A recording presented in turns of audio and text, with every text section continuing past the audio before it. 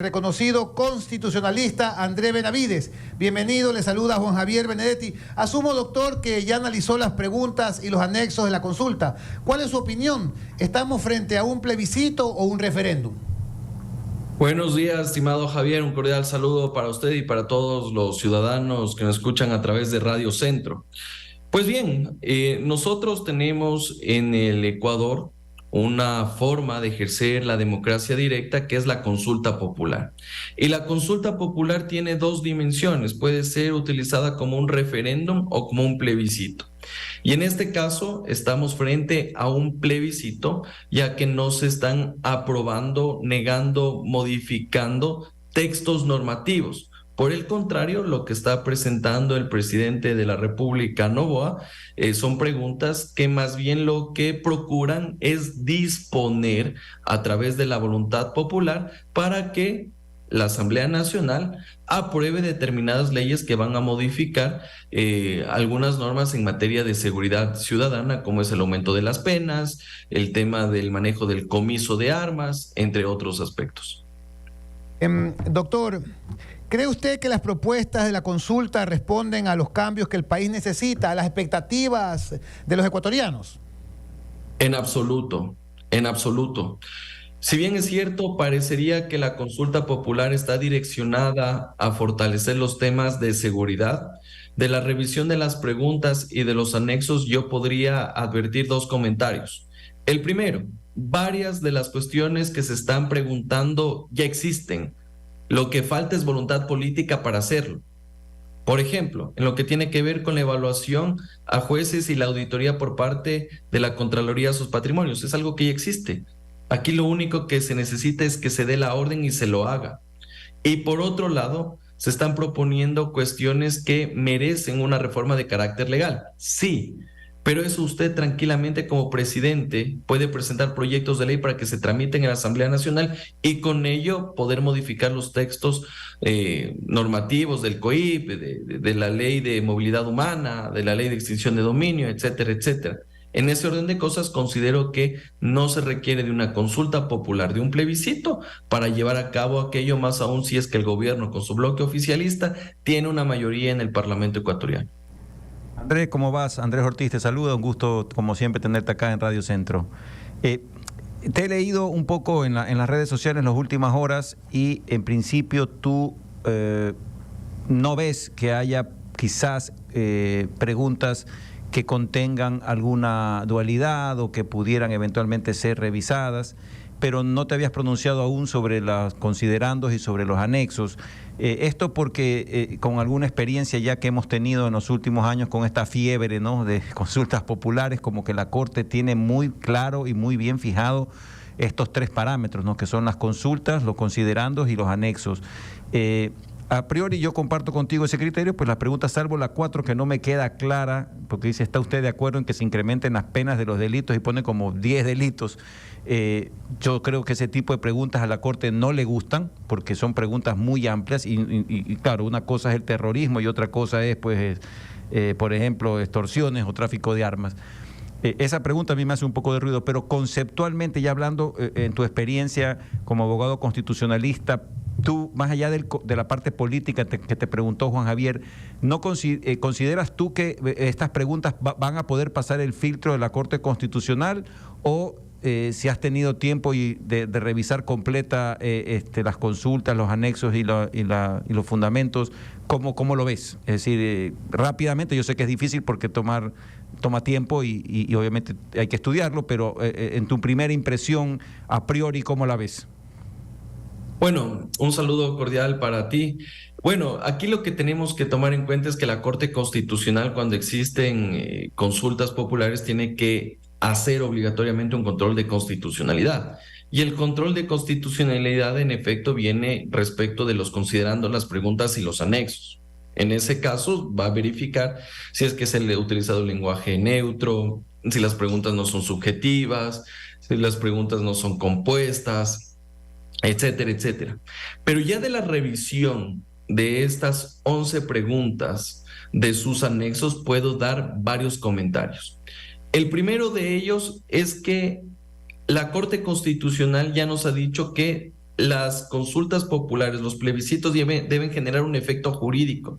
Y muchas de estas preguntas no generan efecto jurídico alguno, porque no hay una situación que se deba mejorar o se deba corregir, sino simplemente estás diciendo, oiga, lo que usted actualmente hace, cúmplalo. Es lo que te está diciendo. Pero en lo que tiene que ver principalmente con aquellas preguntas, 8 preguntas que tienen que ver con reformas legales, para que el presidente de la República presente el proyecto de ley y posterior a ello la Asamblea Nacional pueda dar el trámite correspondiente y aprobar la normativa, y tengo varios comentarios. El primero es que el presidente Noboa está utilizando el mismo formato que en su momento hizo Correa en el año 2011. Ustedes recordarán en el 2011, cuando fue la consulta popular del 7 de mayo, Correa convocó una consulta popular que tenía una parte de referéndum y otras de plebiscito. Y en las de plebiscito incluyó justamente el tema de los casinos, pero también incluyó, por ejemplo, la tipificación del delito del enriquecimiento privado no justificado. También incluyó la tipificación en el Código Penal de la no afiliación al IES. Entonces, lo que está haciendo Noboa es justamente modificando vía plebiscito para dejar ese trabajo a la Asamblea Nacional. Entonces, al menos la vía sería similar y tendría que tener el visto bueno de la Corte Constitucional. Lo que me preocupa y lo que se diferencia de este plebiscito del 2024 con el 2011 es que cuando Correa hizo eso, él dijo, miren, refórmese el COIP de acuerdo al procedimiento y plazos establecidos en la Ley de la Función Legislativa o en la Ley de la Materia. Pero Noboa, en cambio, te dice, aprueba la ley en 60 días. Y eso significaría que tú estás desconociendo todo el trámite y el procedimiento de formación de la ley, que tienes la calificación del CAL, el informe para primer debate, el informe de segundo debate. 60 días significaría desconocer los plazos que están previstos en la Constitución y la ley. Imagínate, Andrés, que solo para calificar un proyecto de ley, la propia Ley Orgánica de la Función Legislativa te da 60 días. Para elaborar el informe para primer debate, 90 días. Para elaborar el informe de segundo debate, 90 días más. Es decir, que no existe regulación que te permita actualmente tramitar un proyecto de ley en 60 días, más aún cuando la normativa es inexistente y obviamente tienes que cumplir con los plazos. Andrés, ¿qué tal? ¿Cómo estás? Te saluda Esteban Noboa. Un gusto, como siempre, poder compartir contigo criterios, ¿no? A ver, te hago una pregunta. Dentro de lo que la Corte podría decir en el dictamen que tiene que emitir 20 días después de abocar conocimiento, ¿no? Corrígeme si me voy equivocando, porque aquí el experto constitucionalista eres tú. La Corte tiene 20 días para emitir un dictamen de constitucionalidad a partir de abocar conocimiento, no a partir de que le llega el recibido, ¿verdad? De que le llega el papel de la consulta. ¿Ok?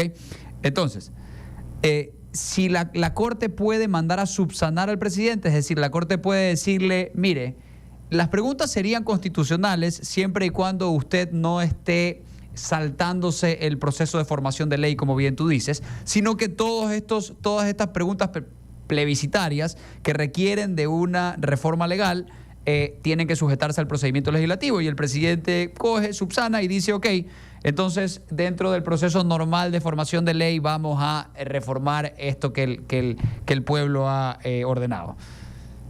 ¿Eso se puede hacer, subsanar? Hola Esteban, cordial saludo para ti. A ver, de acuerdo a la Ley de Garantías Jurisdiccionales, la Corte Constitucional tiene 20 días término para pronunciarse con un dictamen favorable o desfavorable, o lo que podría decir es algunas sí, algunas no. Es lo que puede hacer. ¿Desde qué momento debemos contar esos 20 días?